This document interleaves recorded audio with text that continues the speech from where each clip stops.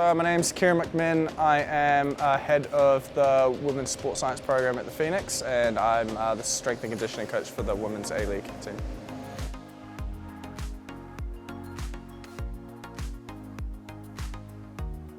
Yes, this is the first year with the women wearing the VX units. So far, there hasn't been any issues. Some of the players do wear the sports bras and find them comfortable. Some just wear the units and slip it straight into the back of their shirts. They find them comfortable, they don't notice them while they're playing.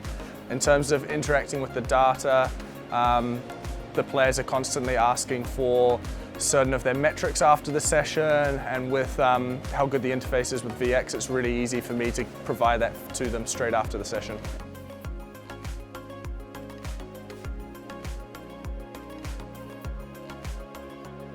In terms of how it helps the coaching staff, especially with me, most of it is just down to load management. So us being able to know what the players are doing during training and during a game to ensure that we're not underloading players during the week or overloading them, which is going to cause injuries. We'll use several of the different metrics, whether it's distance, the different speed bands, looking at high speed meters, and we'll even use the VX to determine how well the players are progressing with their speed and making sure we're hitting certain thresholds with their top speed throughout the week so they're getting those exposures.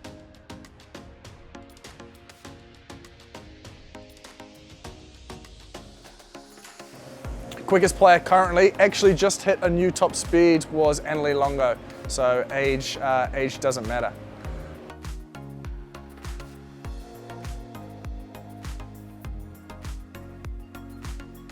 So for me, I think one of the biggest advantages to VX is obviously the live tracking.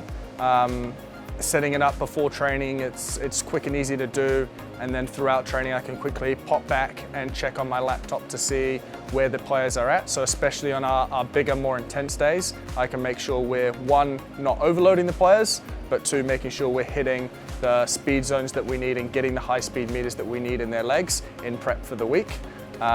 I think also it's really good to have the interface with the dashboard there after the session, so I can quite easily just extract the data and then take time and analyze it over, whether it's looking at short-term differences or if we look at long-term throughout the season, it's quite easy to do that.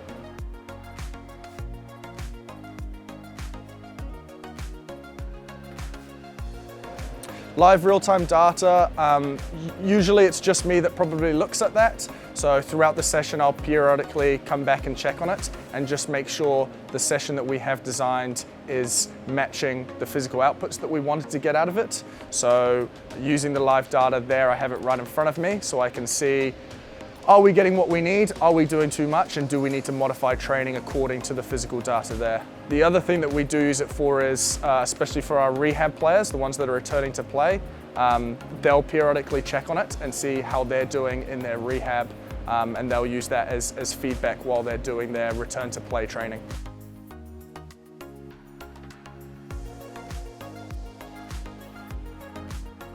Fittest player? Tough. I'd say they're all fit, but I'd say Zoe Meekin probably does the most running. She's an absolute workhorse. I think whenever I track the live, I have to take a double look because she's 2Ks ahead of everyone else somehow.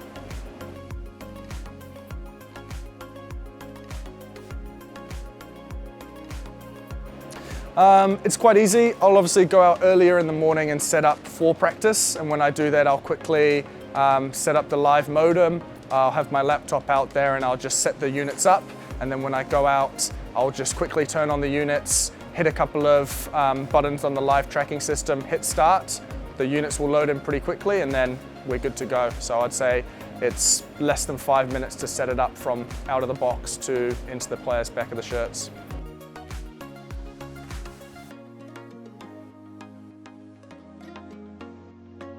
Yeah, they're really responsive. When we do have issues like you do get with any technology, they jump onto it straight away. We've had units where they might not have recorded certain bits of data, and as soon as there's an issue with that, I'll send the files through to the team and they'll get back to me, whether it's unit replacements, whether it's loss of data, or even just me maybe not understanding the program in its fullest. They're right there to support, whether it's online communication or whether I go in and meet up with them at their base.